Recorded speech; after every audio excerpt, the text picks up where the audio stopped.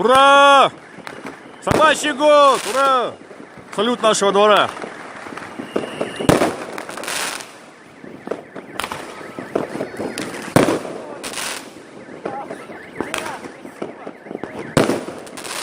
Каждый все выше и выше.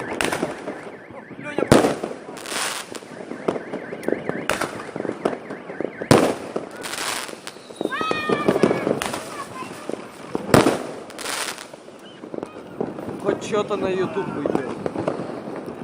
Хотя у меня уже 2 запиленных ролика есть. Где? Салют где-то везде швыряется, а непонятно где он вообще. Вспышки только. Не, ну заметь, вот Гуляет. Ну, ой, смотри, еще в ограде. Ой.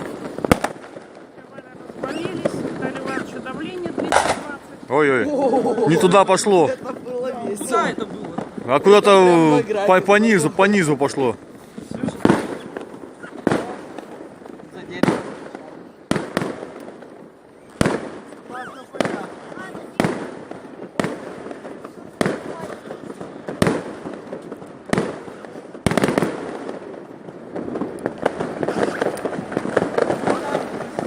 За общагой не видать.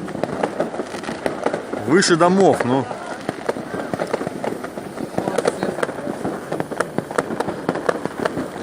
Юный блогер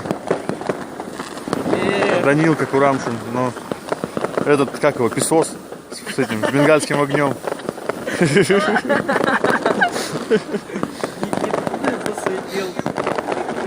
О, кто-то вот так фейерверк поджигает, значит. Сейчас бахнет, ребята. Ой.